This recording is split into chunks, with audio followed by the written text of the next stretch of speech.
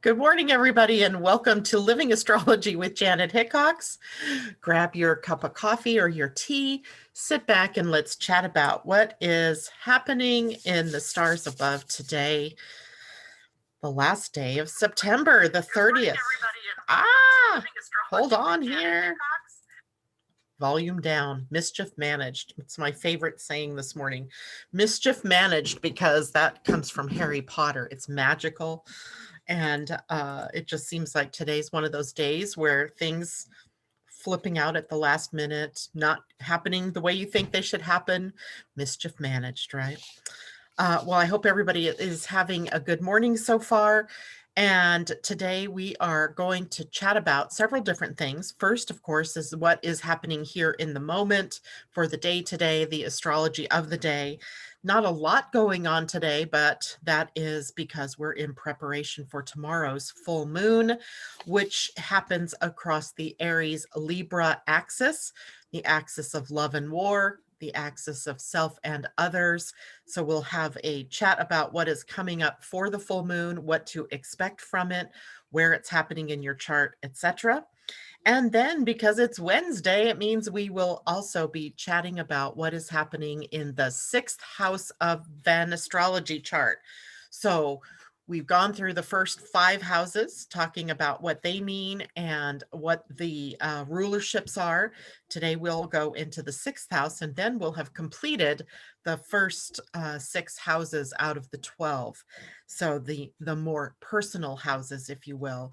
And next week, when we get back into this, we'll be starting on the interpersonal houses, 7 through 12. So personal houses, interpersonal houses. So I'm going to check in real quick, see who's with us this morning. I'm not sure if Ace is going to be able to join us, but hello, Ursula, Elisa, Debbie, Tippets, Tumio, Mimi, Amy, and Leilani. It's great to see you all out there. And your Paula Dean voice, that's great. Tati, good morning to you as well. It's good to see people. Jessica Brooks, hello there. And anyway, so this morning, let's chat about what is happening in the day itself before we jump off into what is happening tomorrow with the full moon. Today, we still have the moon in Pisces. So it is a dreamy moon placement. It is filled with imagination. It's also a little more lazy in terms of the energy. It's not like driving at us to go someplace. It's not pushing at us. But the moon in Pisces is also going to be a meandering, wandering energy today as it moves into the void at 10:30 a.m. my time, Pacific time, and that'll be about 1:30 p.m. for those of you on the East Coast. And it will stay in that void until 7:48 p.m. on the West Coast, 10:48 for those of you in the East. And that's when it will break with the moon's movement into Aries in preparation for that full moon tomorrow. So while the moon this morning is sitting in Pisces, before it moves into the void, we'll have 2 aspects that it makes, both of them fairly decent aspects. So today's not going to be a real cantankerous kind of day. That'll come more tomorrow. But there is a sextile to Pluto and a sextile to Saturn that are activated by today's energy. Pluto, that means good comes to those who wait, right? Pluto is a planet of transformation, taking us from where we are to where we want to go via the darker realms, meaning through the dark night of the soul, through recognition of what's going on in our psychology, processing our own goo, if you will, and allowing us to move out into the light. So we're going through the dark and into the light. So good comes to those who wait, or those who are willing to process through whatever it is that life is presenting you. The other sextile, of course, then will be Saturn.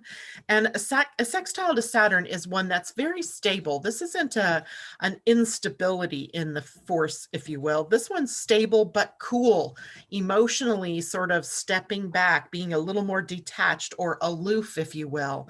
So maybe emotionally this helps us today. We can be cool and calm and collected, before we go into some of the energies that other people might be already feeling, those energies across Aries and Libra.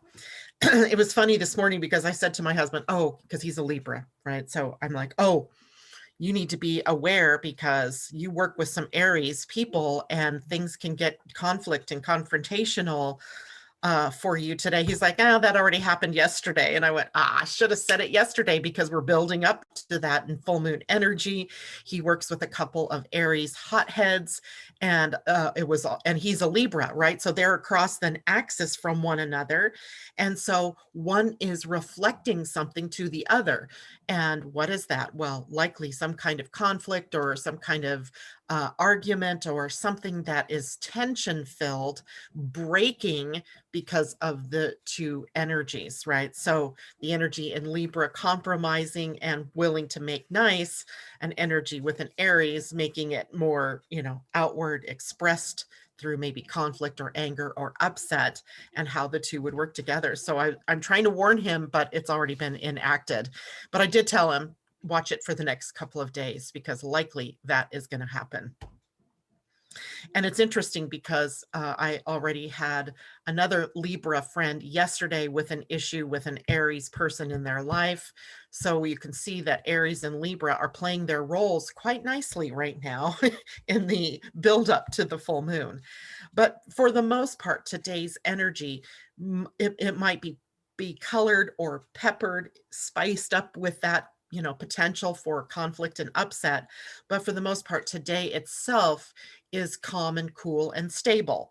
So we have this potential because of the moon's building energy, but it doesn't necessarily say that it's going to happen that way for you today. Now, tomorrow's another day, and the day after also another day. Today we have a minor square configuration going on between Mercury and Neptune. So this also adds to sort of the daydreaminess of the day. It's hard for us to focus at times, perhaps, because there's a little bit of tension building between our recognition of the real world versus our wanting to idealize everything. And so we have to sort of stay on the practical side of things while letting your imagination run, etc., right? Avoid confrontation because it may not even be clear to you what it is you're being confronted by, or for the other person who might be confronting you, they're not even clear about what it is that they're confronting.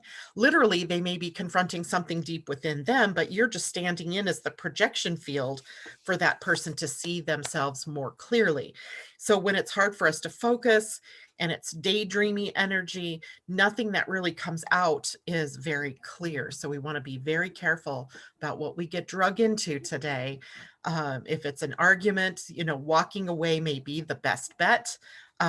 For just wishing the person well and saying, let's chat about this at another time, right? Walk away, not walking away with an attitude either, right? When I say walk away, I'm like, okay, let's make peace as much as we can right now, maybe agreeing to disagree until we can come back and talk about this more later.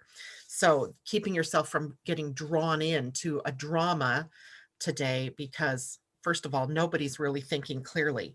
And with the moon heading into a very long void, I mean, literally 10:30 a.m. to 7, that's like 8 hours, right? 8 hours in a day of a meandering moon where nothing's clear, right? So it's not, today's energy is not conducive to starting things, getting into an issue with someone. It's more about waiting, to see for clarity purposes, or to wait until the moon actually changes signs and becomes more activated. Right now, it's like just wandering around in circles, right? Just that's kind of the feeling, meandering. So if you don't have clarity about something, it's certainly not the time to take action. And even if you think you have clarity, you may not. So again, slow things down enough and really understanding whether or not you're clear about what you're doing, or if you're still in a fog or a daze about what you're doing. Now that Mercury sesquiquadrate, it is a minor square. Neptune is activated later in the day, so that maybe has a play later on when you're maybe feeling a little more tired, or when the moon has already moved into that void. So maybe making sure if you have decisions to make, do them early, and then later just wait, just wait, just wait. Okay. And let's see, let me go back here and see how everybody's doing. Leilani says, LOL, my Mars is in Libra, so I always compromise, but my Aquarius, Sun, and Scorpio rising Lilith and Leo make me ultra nutso when I do lose it. Likely, you know, what's happening for you, Leilani, is you're losing it in a nutso cuckoo sort of way because you don't have a release valve that is allowing you to release, right? You're so busy compromising, so busy making nice, that all of that anger builds up. And then when it cannot stand it any longer, like the lid on a pot of something that's boiling, it pops off and expels all of the steam and the heat that's been building up in you for many days, maybe many weeks. And you need to be able to release that in very positive ways over time instead of all at one time. Good morning, Augustina. Good morning, Asa. And yes, you did. And Sylvester, good morning to you. Sending love and positive vibes, working on 1 hour of sleep. Oh my goodness, I'm so happy that you joined us, but goodness, get some rest.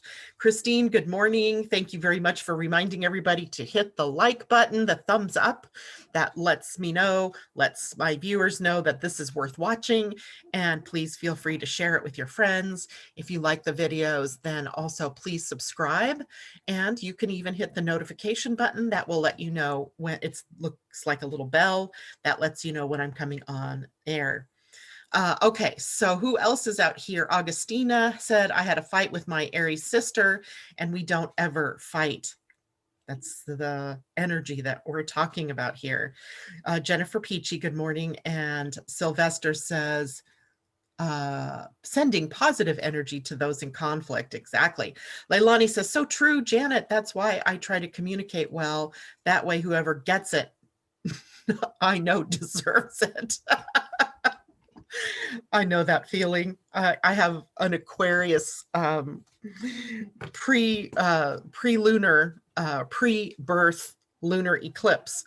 And so I know that holding on to something for so long and, you know, standing back, appearing detached, being more objective, and then suddenly when that objectivity fails you, you're all in, and it is a tumble, knockdown kind of fight thing going on. So I get that. Good morning, Kathleen Mallory. She says, hi, I'm relatively new and welcome to you. It's wonderful to have new people joining us. And if you have any questions, feel free to type those in. If you are someone who's been listening in the background for a while, you know what we're doing. Augustina says, ha, ha, ha, true to that, Leilani. All right, I love it. Okay, let's go on to our talk about the full moon.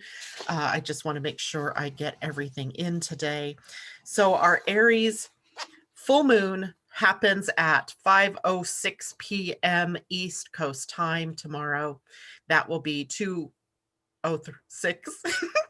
I have to go backwards because the chart I did over a year ago for the Energy Almanac, and I did it in East Coast time, even though I live on the West Coast, because I just needed everything to be on East Coast time for that.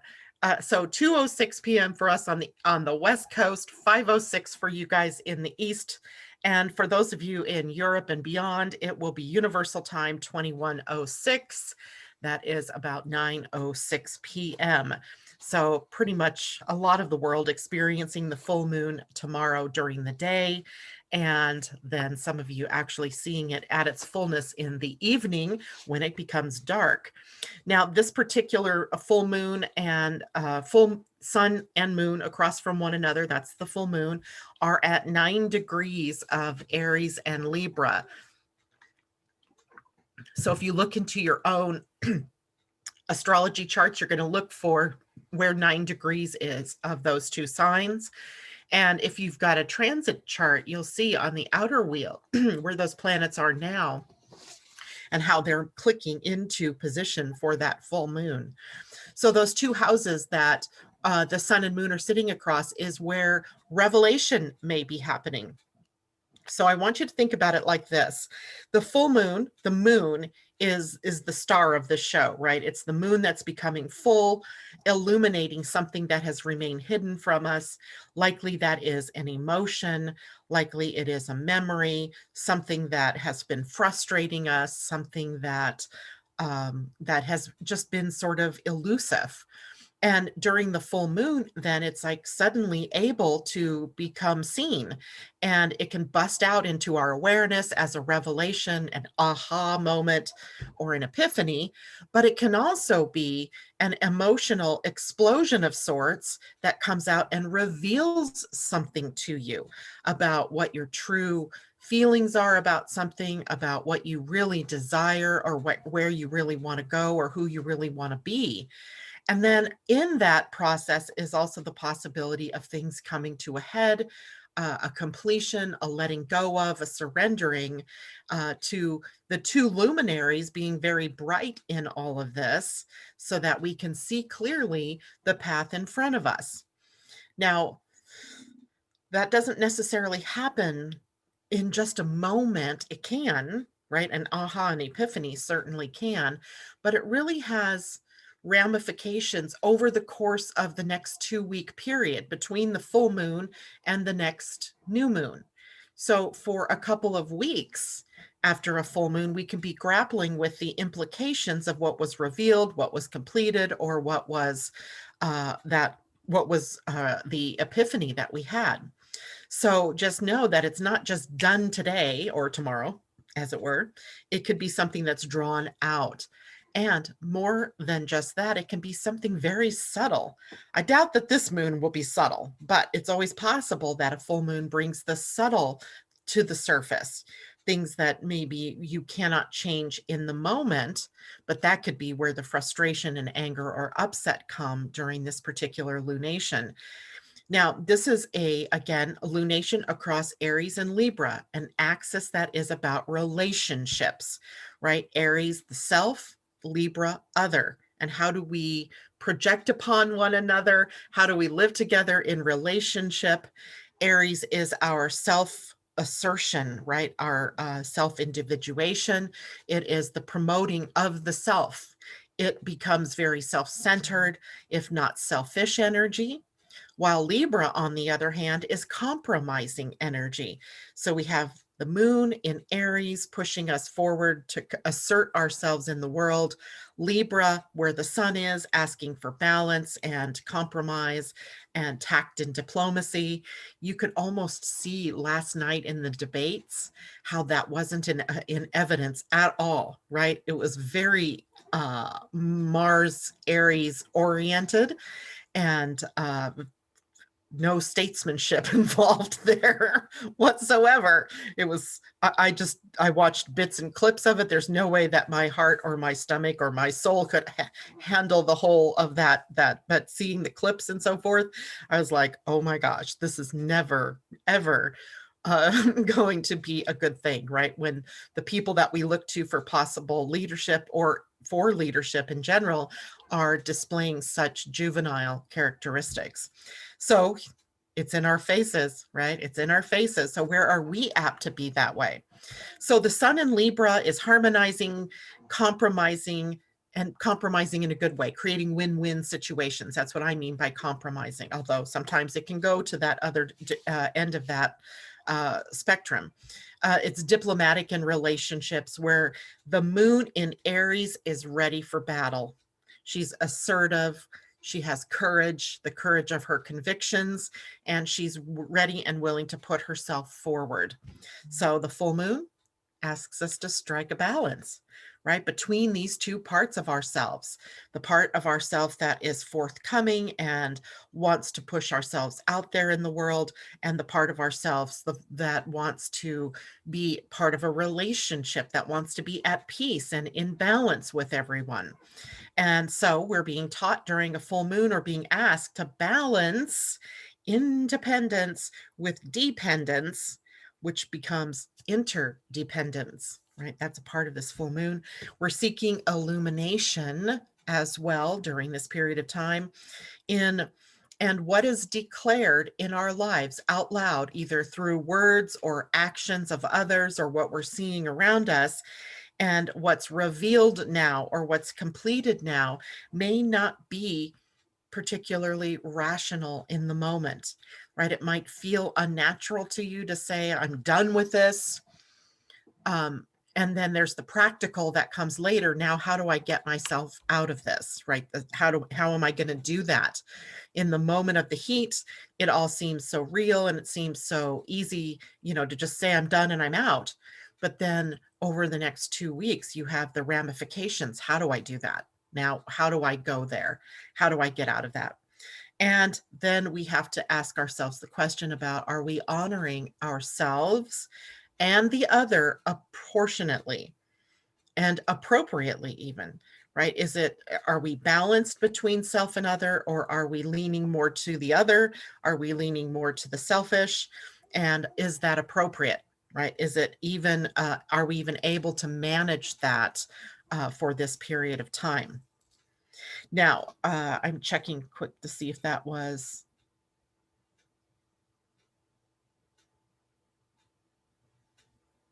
Asa. Okay, nope, that wasn't a question. Okay, so when we take a look then at what the full moon is going to be like in terms of the people or the people in our lives, which are driven by the aspects between the planets, that's where things get dicey, right? That's where things go crazy, crazy, right? Because if you think about it, there's a lot of frustration, anger, outrage, fury, even seething beneath the surface, popping out at times through people's talk or through a social media storm or through riots or demonstrations, right? So we see that this anger is popping out at times. We've already been seeing that. But now you have these transits coming together, these aspects between planets that are very much bringing things together in a way that can be exploded outward. So when we see what's happening here, we see there's a real instability in the nature of the relationships of planets that the sun and moon are engaged with during this period of time. Instability can lead to what? Explosions, right? It can lead to things that we don't expect. Expect the unexpected, because the planet involved here is Uranus. When we look at the chart, let me see if I can bring the chart up. I believe I had it here. That is it. Okay, good. So let me share the chart and you can see what I mean.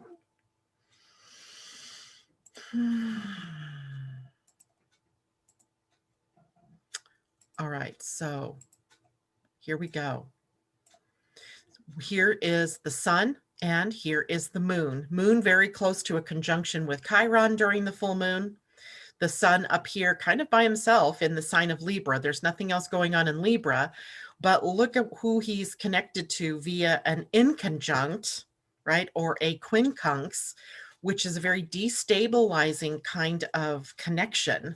It is a 150-degree angle, which means the sun in Libra doesn't get what's going on, but with Uranus and Taurus, and Uranus and Taurus doesn't get why Libra keeps giving it all away. And so we have an inconjunct here between the two planets.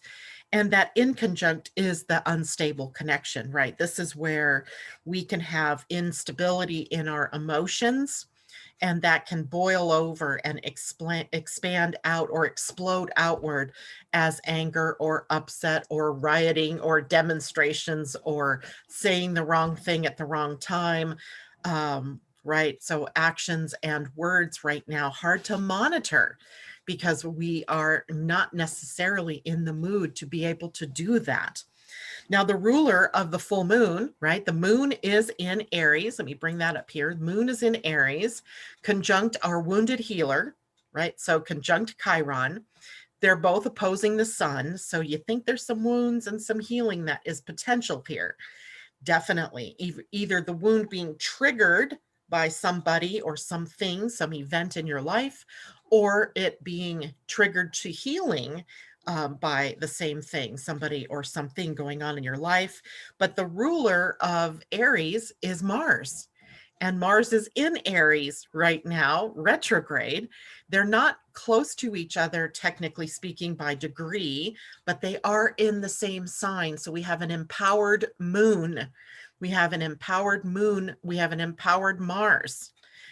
Even though Mars is in retrograde. So that's the interesting thing, right? Mars in retrograde is a little bit debilitated from his usual striking out and taking action. But he's also in a square to Saturn, which we saw yesterday became exact. It's not going to be that far off tomorrow. And we have the potential here then for quick tempers, for anger erupting, for bad judgment, right? Bad judgment on our part, saying or doing something that later we may regret. Knowing this ahead of time is priceless, because now when you're ready to open your mouth and spew, you can clamp down on your tongue, keep your mouth shut, walk away, and preserve the peace somewhat. So this is a highly charged, possibly dangerous moon, right? That's just one of the realities. It's not one that I really want to entertain as possible, but it's definitely possible because we have a lot of pent up frustration and anger about a lot of different things. And it's not just us as individuals, it's also the collective, and the possibility of acting impulsively, acting first, thinking later is really heightened. So be very aware of what's happening around you. Try not to get involved in pissing contests with anyone. There's no winners here, right? There are no winners here, literally.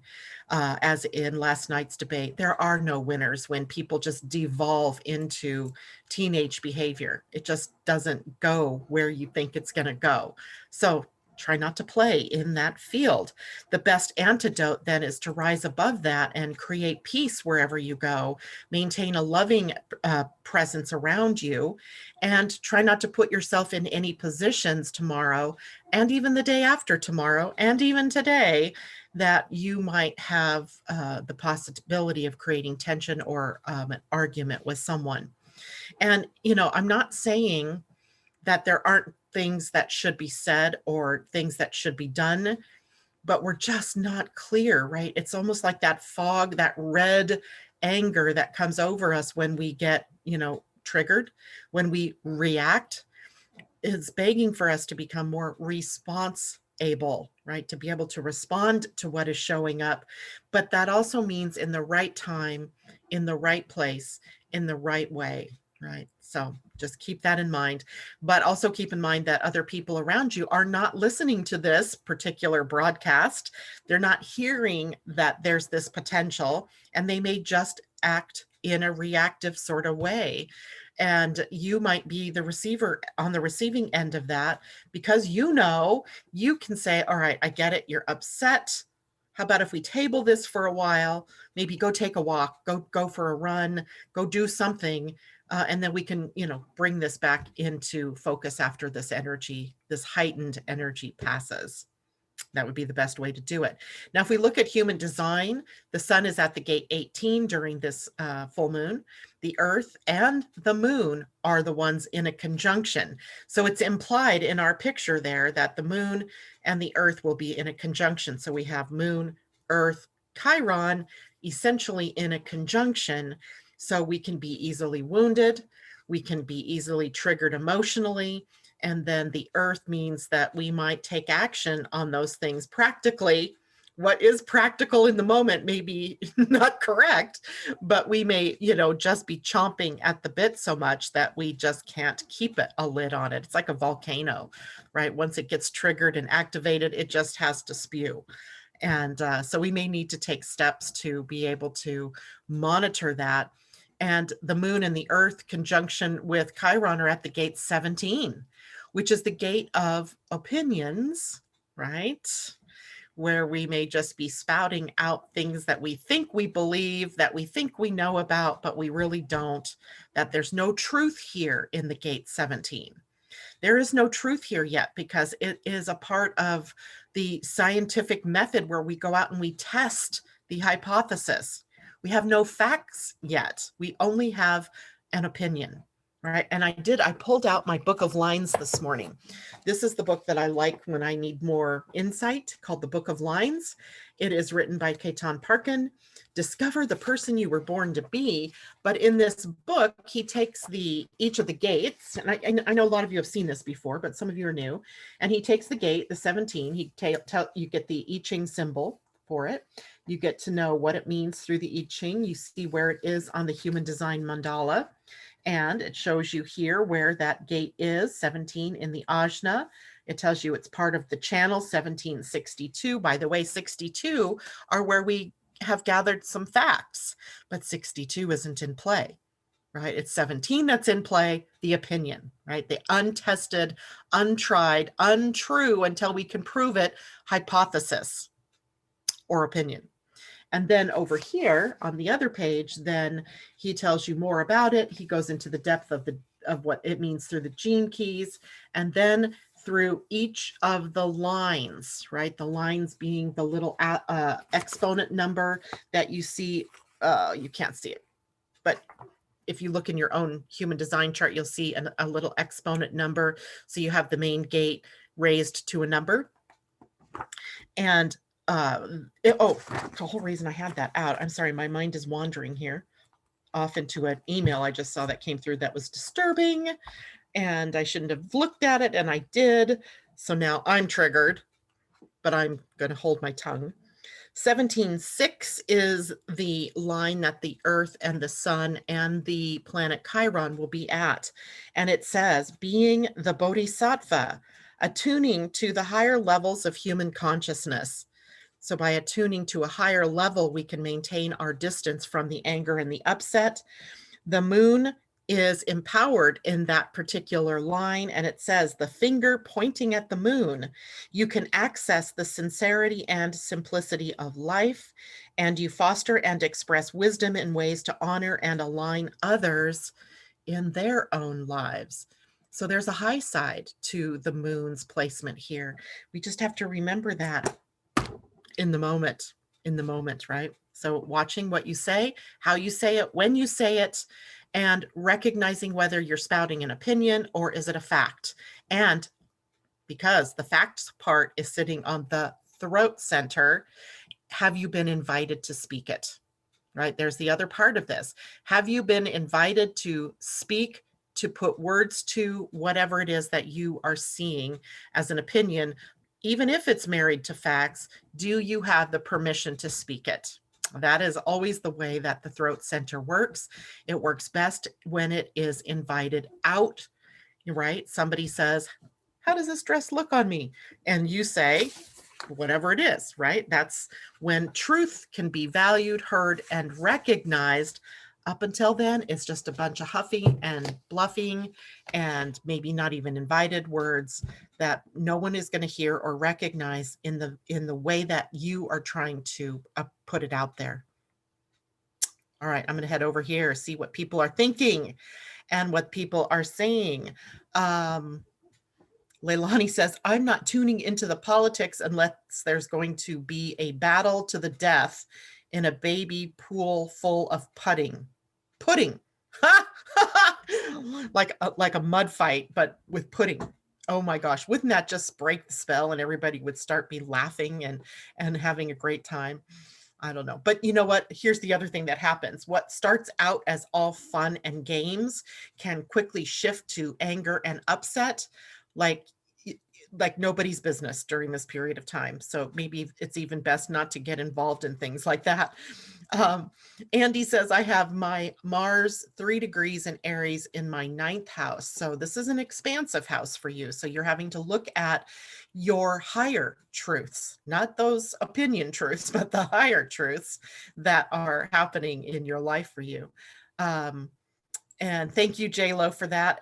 It hid your comment, but she's saying if you like the video, hit the thumbs up, hit the subscribe button, etc. And Christine, thank you, Janet. Peaceful Hermit Day is best. Maybe so, right? Maybe so. It does make me happy that I work at home so that I don't have to deal with some of that crazy world out there. Kathleen Mallory says, I went to bed early. I couldn't stand to look. I was just watching, what What was I watching last? Oh yeah, Hell's Kitchen. I've really gotten into not that I like his rhetoric or how he speaks to people or how he behaves with people, but the food aspect of that show is absolutely fabulous. I've gotten some really good ideas about what to cook and how to cook. And so I love that show.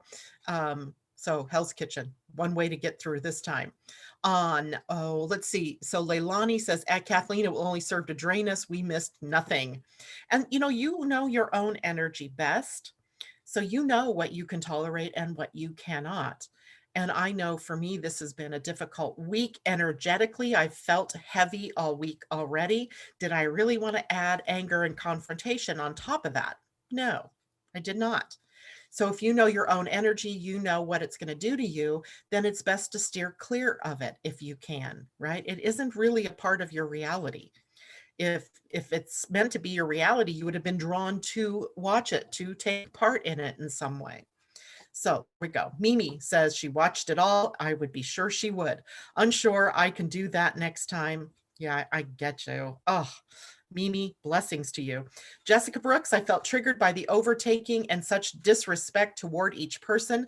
I felt drained and left where I was early, and so glad I did. And yeah, I mean, that is a problem, right? That we can't even speak to one another civilly anymore. That a debate by nature is a setup for an argument, right? It is a conflict, usually a conflict of ideology, which in and of itself doesn't have to be conflictive. It could be just a sharing of a difference of a point of view. And it's always been undertaken. There's always been the potential for those kinds of explosions just because of the nature of what they're doing. But never before have they actually fallen into that trap of interrupting and naysaying and, spilling out ugliness and, it, you know, such are the times that we live in right now. It was like watching two 2-year-olds on the playground, or really watching two teenagers in age 13 or 14, and all of those volatile emotions that they have spilling out all over the place, and none of it making any sense, right? So that is exactly what we're looking at. So when you're feeling triggered by that, Jessica, look to what it is that it's triggering within you. Right? That's the only way to really use this. What does it mean for you? Maybe in your past, you've gotten drawn into arguments like that, where you kept being interrupted and what you were saying wasn't being heard or valued. And that triggered for you that feeling of powerlessness, whatever it is. It's up to you to look at that and understand what the trigger was, and then to work for the healing of that within yourself, right? Chiron's involved here with this full moon. So we have the possibility that we can heal through some of those things that have really triggered us in the past. I know I'm missing some comments here. I overheard my grandma listening to it and I was like, these people are nutcases. I get it. Okay, I don't know that I missed anything. If I've missed any questions, perhaps Asa, if you've been tracking them, let me know. What? I was like a volcano a few days ago spewing. Maybe I was feeling these energies early. Well, not only have you been feeling those energies early, we've had other triggers, right? Mars squared Saturn for the whole month, basically, of September, and will for another 2 weeks into October. That is a very difficult energy, right? Saturn is restraint. Saturn is limits and boundaries. Mars in retrograde is stirring up the frustrations, the anger, and the upsets that have been sort of hidden. And then it meets up with trying to go somewhere with all of that. And it can't necessarily. They're kind of locked in a battle of wills here. And somewhere, somehow, we have to find the release. Now, if we can consciously release through something else, like yesterday, I spent a good deal of time in the afternoon out in the garden pulling weeds, right? That was a good release of energy, grounding, hands in the dirt, feeling like I'm making progress because I can see immediately when those weeds come out how nice the flower bed looks. So that kind of energy is a more positive expression than one that would be, going out and being angry at someone for whatever it is that you are upset about. So we do have the power, we do have the ability to move into the peacefulness of things. Leslie, hello there to you. Debbie Tibbetts, I enjoyed it. Politicians can be amusing. Just wish I could hear all the comments. J-Lo, woohoo. My meds had me asleep through it. So I missed out on all of it. So I've been hearing about it, but not sure what it was all about. You're probably better off. I don't know that anybody knows what any of it was all about because everybody, they were all being interrupted. And so anyway, crazy, crazy, right? Okay, so let's see, time-wise, 8:40. Let's take a look now at what we were going to chat about today, which is the 6th house in astrology. That is the next house on our list. Hold on a moment. I need to find a chart that I made up for us this morning, or a graphic. And I'm going to share my screen. Here we go. And I'm going to need to make this just a titch bigger. Not that way. Here we go. So the 6th house in an astrology chart, here we go. The 6th house is the last house of the personal houses, right? Houses 1 through 6 are really about the personal us and the different parts of our lives. Once we get above the descendant, these are our interpersonal houses and how we work with the world. These are how we work within our families and with our money, with our selves and our home and our roots and our romance and love, right? That was our 5th house last week. The 6th house now takes us into the health of the body. It is the house of work, service, the way that how healthy we are, how we view health. And as such, then it comprises a very important part of our 12 houses. And it is a house that is ruled naturally by Virgo, and by Virgo also with the planet Mercury. So it has a very important place, as it is the last house of the personal strength that we have, right? Before we move out, all of these first 6 houses are personal and show our personal strengths and our own weaknesses and what we're working on. Then in the next 7 or the next 6 houses, excuse me, it's going to be about how we apply those personal things to the outer world.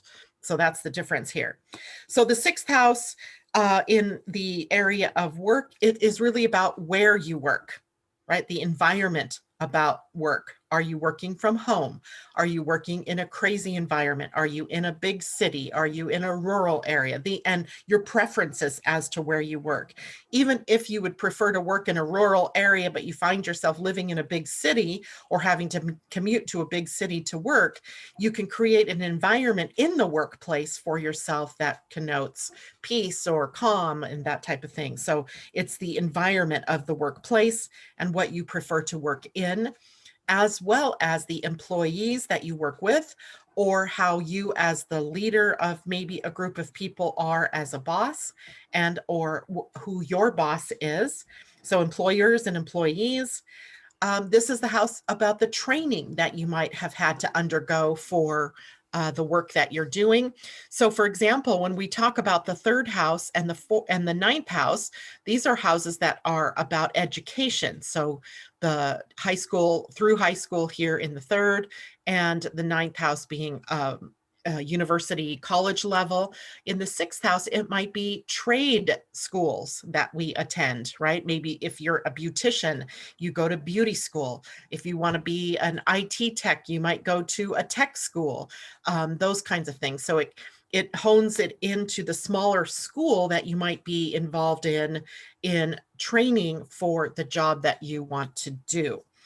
And it is also a house that rules those we serve, as well as those who serve us. So it can be the employees that you hire and how they work for you and how you treat them as employees. And it can be about your dependents, right? Your kids or the people that depend upon you to go out and earn a living. So the 6th house around work has all of those kinds of qualities. And then when we look at life and or health of the body, this is the house that would represent the health of the body physical. So diet, fitness, hygiene, what are we taking in and what are we releasing, and all of those things there. How we meet our fears is also a part of the sixth house and how it affects our health. And literally, the sixth house across from it is the 12th, right? These houses even aren't just, they are places where the action takes place, but they're also drawing in the energy from the other house. We can't like just, we're doing a sort of look into each of the houses separately, but a part of some of the things that happen in the sixth house are because of the 12th house. And the 12th house has a lot to do with karma. It has a lot to do with fear and limits and restrictions. And that shows up in our physical body. So our psychology is showing up in our physiology. And that's what we might be seeing here in the sixth house. So how do we meet our fears, right? The sign here, planets here, might help us discern how it is that you as a person deal with crises or with upsets in your life. So for example, put a Cancer here or a Pisces here, a Scorpio here, right? A Pisces or Cancer might deal with this very emotionally. They may begin to overeat or to oversoothe themselves. If it's Pisces, maybe they turn to addictive behaviors, alcohol, drugs, gambling, sex, whatever it is. If you put Scorpio here, there may be a tendency to want to get revenge and to do things, with the scorpion stinger, getting back at whatever it is that has triggered you here in the physical. So the sixth house then also shows us how we work on ourself, right? The relative strength of the body, but also the crises how do we deal with the crises in our health? How do we deal with the crises of faith in our life, right? Something that's happened, a trigger, a crisis, a breakup, leaving of a job. How do we deal with all of that in the physicality of ourselves? And it is also the house of healers. So frequently we find people like, say, Cancer here, we might find nurses, right? Nurses who care for others. And we might find, if this is Aries here, we might find fitness instructors or people who are, very physically active, maybe exercising a lot or taking, good care of their physicality. We might, if we had an earth sign here, we might find people, I think, that like to deal with things head on and are, very willing to dig in and do what needs to be done. Let's see, fire signs here, of course, may react with fire initially.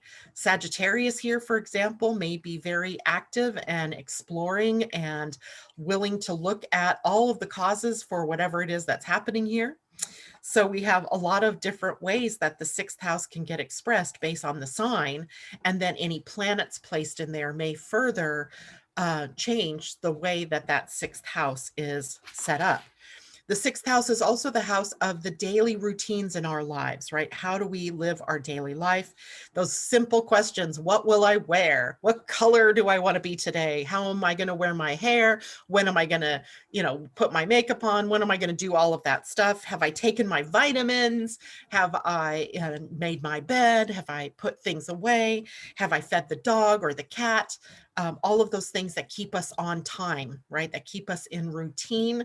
The things that we know we do every morning, right? Get my cup of coffee, drink part of it before the show, so I have some coffee in me, and then leave the rest of it for later because I can't drink and talk at the same time. All of those things, right? Those little tiny things that make up the whole of your day. Like, what do I do from here? Right? What comes next and what comes after that, all seen in the sixth house. Believe it or not, the sixth house also shows us our relationship to small animals, the more domesticated animals that we think of, right? Dogs and cats, maybe even your rabbits or hamsters or fish, or, what kind of animal or pet would you prefer?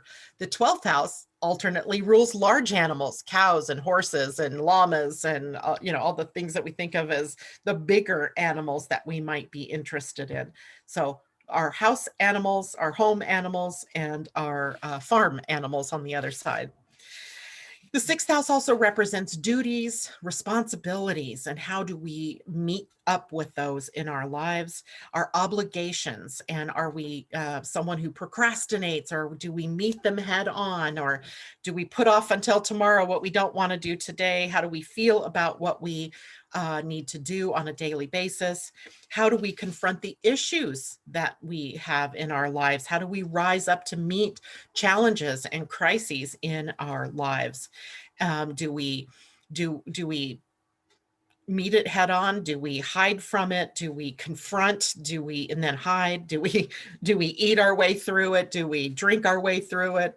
What is it that we use as a coping mechanism when we move into crisis? I mean, part of our lives are those things that happen, right? Crises and challenges. So the sixth house shows us how we deal with that kind of energy through the sign and the planets that are there.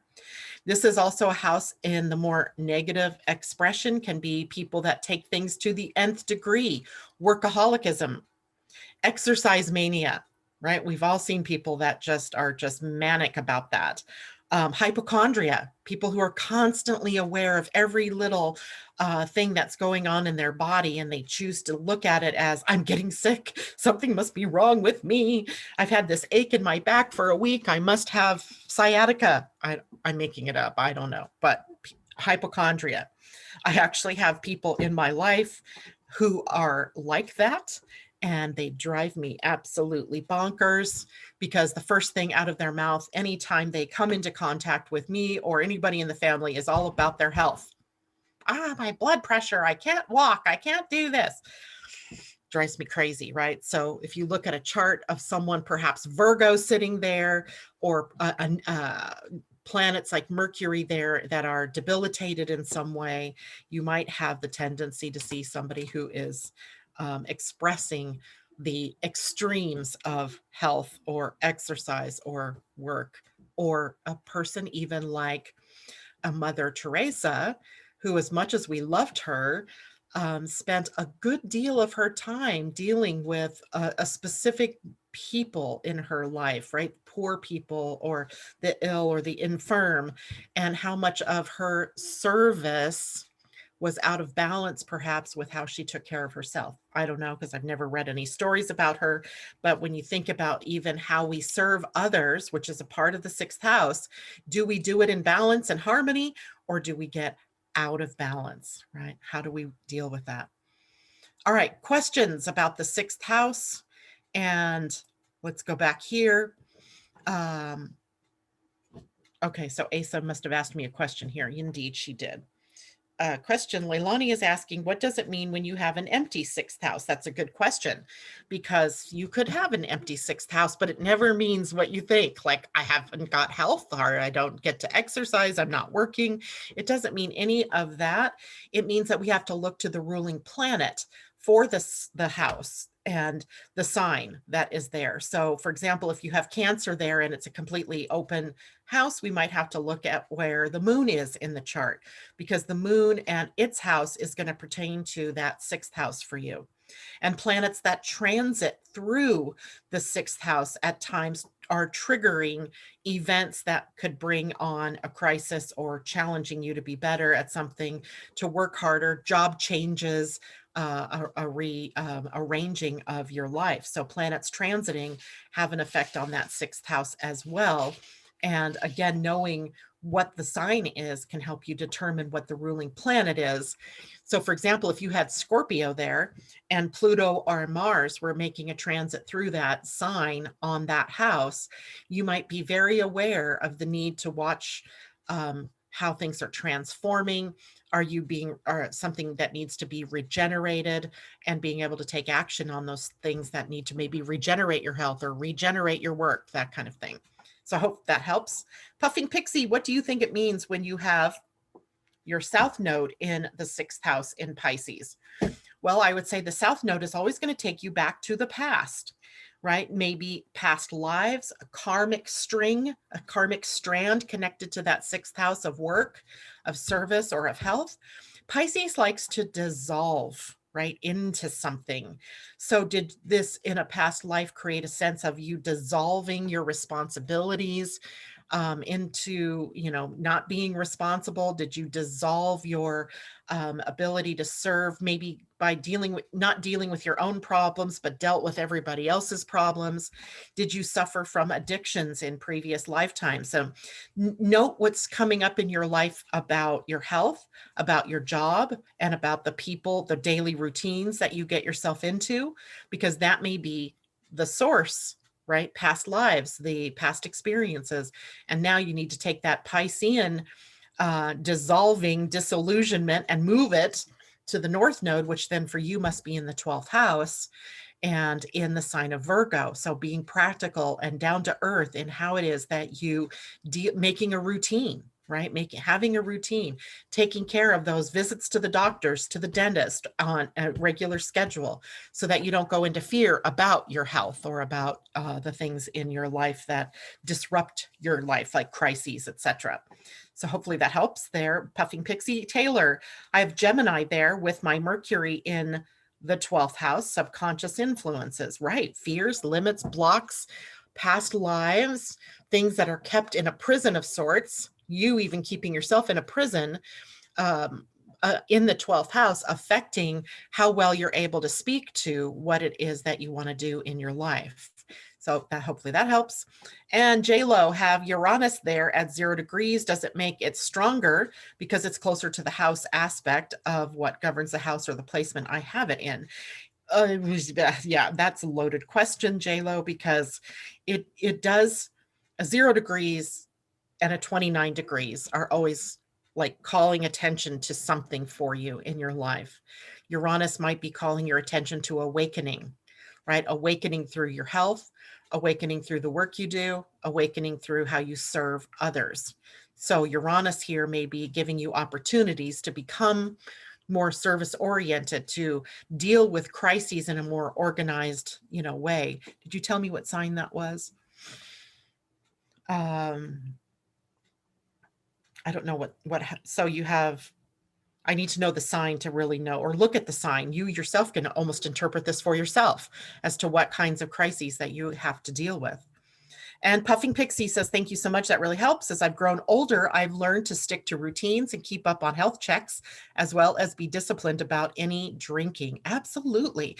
So your South Node is serving you well, right? Because it's reminding you of times past where drinking got out of control, where you weren't taking care of your health, and something that started out small had a bigger impact because you didn't take care of it initially.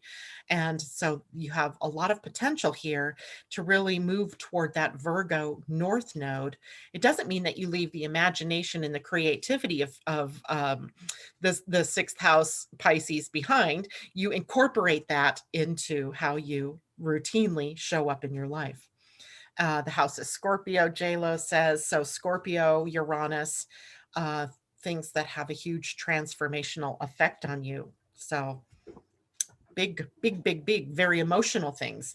Then taking a look at how you use energies like possessiveness, jealousy, stubbornness, intensity in your life, and how that may play into a negative health aspect for yourself, right? So watching for all of those things. Puffing Pixie. Okay. Capricorn. Jessica has Capricorn in the 6th. So Capricorn on the 6th would be ruled by the planet Saturn. So Capricorn is a very busy place these days. So your 6th house must be fairly lit up with Pluto, Jupiter, Saturn, Pallas Athena, and Chariklo, and who else was there earlier? It was Aries, I believe, that was there earlier. So a lot of focus on that 6th house of health, Jessica. What are you healing? Right? Where are you working? And is your work under some sort of crazy change? The dynamic in your day-to-day routine, has that changed? And the fact is, Capricorn is a sign that has stability, it has solidity. And over the last few years, perhaps as these planets were building up this energy here, you may have felt destabilized in your life. Changes happening that seemed beyond your control, and kind of feeling the sand beneath your feet as opposed to the concrete beneath your feet. And how did you rise to those challenges, right? Did you want to stay stuck in the past, or are you willing to move forward into the future? So there's a lot of potential here for just going with the flow, but a lot of times that Saturn energy gets very stuck and rigid. So having to learn how to be more pliable and yielding and bending and going with the flow would serve you really well. Especially there with Capricorn. So you do have, what's the word I was thinking of? Resiliency, right? Capricorn on the 6th house would be learning to be resilient in this lifetime, but not breaking because of a challenge, going with the flow. Andy girl, my North Node is in Pisces. So you've got the opposite of Puffing Pixie, Andy girl, in that your North Node is pushing you more toward, is it in Pisces in the 6th house or what? So before I go further with that, please make that clearer for me. And as we go on here, J-Lo got that. Tom, good morning. Orange shirts for res school abuse. I'm not sure what you're talking about, Tom. That's kind of random, but maybe clear that up for me. And Christine Buckingham says, yes, indeed. Absolutely, Jessica says. Okay, so let's take a look at a couple of charts, shall we? And I'm ever mindful, always mindful of permission being granted in order to use a chart. If I use a chart that doesn't have a name on it, I don't feel like I need anybody's permission to use that chart. So if there's no name on it, it's a random chart. You are the only one that's going to know. So I'm just clearing that up because that's part of an irritation, a trigger that I got in an email just while we were first coming on air this morning. I never, ever, ever use a chart without someone's permission. Many of you, Mimi and J-Lo and Debbie and others of you who've been with me for a very long time have just given me sort of blanket permission to look at your chart. And I do. And others of you whose charts I find interesting, I block off names so no one else will know whose chart that is. So please remember, I am ever, ever aware of people's anonymity, and the people's charts I do show are almost always either hidden, or I make sure that the birth information isn't shown, right? But it doesn't mean that I can't use that information if it is a teaching aspect for everyone else involved. And I will, right? All right, Christine Buckingham, permission given. I love it. All right, Christine, so you said that. You get to be the first one here. So let's take a look at your 6th house. And, this is how we learn about ourselves, by the way, by being able to look at each other's charts. I don't mind if you want to be anonymous, because I recognize some people just don't want their age given, or they don't want their birth dates or times out there. I get that. But it doesn't mean that we can't learn something from the chart. We'll just make sure it's more anonymous. So Miss Christine Buckingham, I'm pretty sure we had to go through a process of adding you in here, didn't we? But you're not here. Okay, so Christine, would you please, did you have another last name that I might have put it under? So let me know that, because I really do want to take a look at your chart. And if not, give Asa your birth information so that she can send it to me. I'm writing your name down here so we can go back to that chart. All right, who else has given me permission to look at their charts here today? Let me go back to YouTube. How can I get a mystery chart reading? I'm not sure I don't know what you mean, Sylvester. How could I get a mystery chart reading? So you want to have your chart read, but but not be known that it's yours. Is that what you mean? I give permission. All right, Sylvester, let's see if I've got you in here, which I keep meaning to tell you this, Sylvester. Did you know that my maiden name was Miller? So we're related, I'm sure, somewhere along the line in some way. I always say that to all the Millers out there. Sylvester, I have your chart here. Awesome. And in fact, when I was a cheerleader in high school, my name was Miller Time, because that was the time when they had Miller beer commercials where they were singing the song, if you want to relax, one beer stands clear, beer after beer. Yeah, Miller, blah, blah, blah. Yeah, so I had Miller Time tattooed or embroidered on my clothing. It's pretty funny, actually. Let's take a look at a transit chart here for you. and we'll see what is happening in your 6th house, while I'm hoping Christine is giving birth information to Asa so I can bring hers up. Nope, not yet. Okay, but I'll be waiting for that. Or Christine, if you had a different last name that I might have had it under. Okay, Sylvester. So we're going to take a look here, moving away from his birth information so you cannot see it. And, oh, I have to share the chart. Forgot about that, or you won't see it. And here we go. Sylvester, wow, wow, wow, wow. So you and Jessica have a very similar sort of situation going on here with a very powerful Capricorn bunch going on in your house of health. So right now with that, so here's kind of how I look at this. When I look at a chart, I see by birth a lot of planets in Capricorn. In fact, you have Mars, Uranus, Neptune, Saturn, Venus in retrograde, and Mercury all in your, well, actually, yeah, they're all sitting right here, very sort of tight together, even in the house of health, in the 7th or 6th. God, I'm looking at the 7. That always reminds me of a 7, but it's Capricorn. So we have a lot of planetary energy here, maybe creating some health challenges, crises in your life. Now, they might not have initially been health crises, right? It could have been other kinds of crises that were occurring in your life that sort of were destabilizing your childhood, even maybe from previous lifetimes, even coming in, because there's a karmic connection here in Capricorn, as it's ruled by Saturn. He is the Lord of karma. And that means likely some lessons that you came here to learn. So crises-driven health challenges, crises-driven challenges in your workplace, in your body, in the way that you give back. And it creates a problem for you eventually, maybe moving out of the spiritual and into the physical. So having to deal with these things one after another. Then just off the cuff, looking in the 12th house, I see Chiron. So Chiron showing me that likely there's a lot of fear, a lot of stuff hidden in that 12th house. Maybe it's sabotaging, self-sabotage. Maybe it's fears. Maybe it's limitations where you're holding the key around your neck, but you don't realize it, that you're holding the key to unlocking all of the fear, all of the crises energy, so that you can heal it in this lifetime. Now, fast forward to 2019, 2018, 2019, 2020, and even on until 2024 with the planet Pluto, you're dealing with transiting planets moving through here that are breaking you down to rebuild you, right? So breaking you down to rebuild you.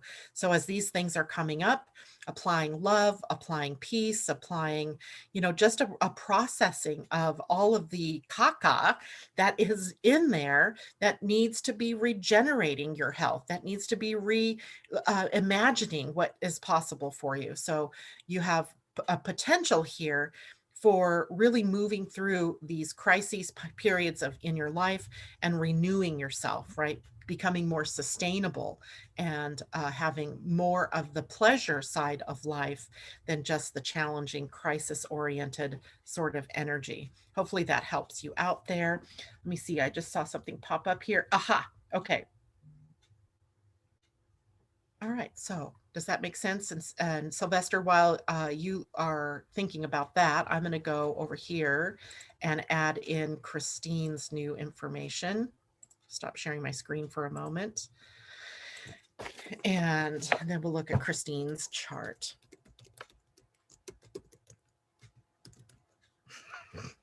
Somehow my fingers can't spell right. So we have a March of, okay, 9/24.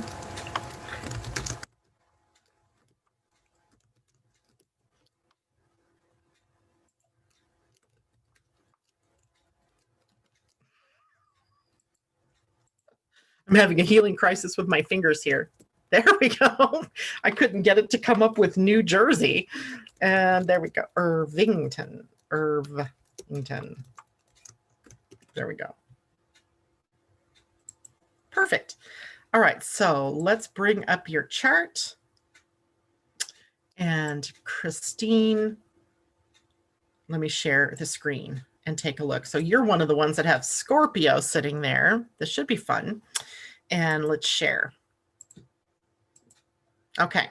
So Christine, this is your chart. We're looking again at the 6th house. Now, unfortunately, I just let this go to my, I'm going to change it. I'm going to change it right now because when I already see a problem here, I should change my default setting because what I really wanted to make sure I had was the house. Oh, here we go. House system as the whole signs, because I really like to do it that way. All right, so now let's take a look at this again. So what we see then is actually your 6th house is a Libra house. So needing balance and harmony and not equivocating on supporting your own health, possibly often being pulled into dramas from other people. And that, you know, because you have a spirit of wanting to be, you know, make nice and to balance things in your life, to make harmony and peace, you may be giving away too much of yourself in the health part of your chart. You may be challenged with burnout. You may be challenged with adrenal stress, right? The cortisols that trigger the fight, flight, or freeze sort of energies, and they may be triggered in you because you're busy trying to help everybody else. Over here on this end in Aries, where you have your 12th house, is your natal Black Moon Lilith and Eris, and they've been triggered from all of the planets that have passed through there over the last several months. So likely maybe you're feeling really burned out and you need to do something that really takes on some healing. So the things that you might have been doing for others, make sure that you go and serve yourself in that same capacity. Maybe taking time for yourself to de-stress, maybe treating yourself to a mani-pedi or a massage or some other form of healing that can restore balance and harmony to your physicality. The sun is moving through this Libran area right now, so it's really putting the spotlight on what you can do to help yourself in that respect. Now, interestingly enough, here you have Jupiter at 0 degrees right here on the descendant, if you will, and the cusp of the 7th house, and it has a yod pointed at it, right? You see from the Black Moon Lilith over here to Jupiter, and from your natal ascendant at 28 degrees of Taurus up to Jupiter. So there's a lot of energy needing to focus on balancing your needs with others in relationship, especially. And you have several planets in your relationship house. And I know I'm going outside of the 6th house here, but it's very important for you to recognize this because Mercury's retrograding in this part of your chart. He'll make it almost all the way up to the moon, retrograde backward all the way through, hitting your natal Neptune, your natal North Node, and your natal Jupiter, and coming back into what is your solar eclipse, prenatal solar eclipse. So what are you here to teach us all? You're here to teach us all about balance, how to be, and you might teach us that from being totally out of balance and out of whack, or you can teach it to us by being willing to come back into balance and back into harmony. I had no clue that we are so far after 9 o'clock and I have a reading to do, so I'm going to need to stop this now. So hopefully that helped everybody get an idea of what can happen with the 6th house. And I apologize having to do that. Andy girl, thank you very much for that permission. And Sylvester says, you helped me so much. I feel what you said and I am transforming. I love it. Transforming is what it's all about. All right, guys, much love to all of you. Have a great day. I will see you tomorrow. Unbelievably, it's Thursday tomorrow, October 1st, full moon. We'll be ready to do some oracle card readings. Maybe if you want, we can also do a couple more natal chart readings or looking at the 6th house. All right, everybody, take care. Have a great day. Bye for now.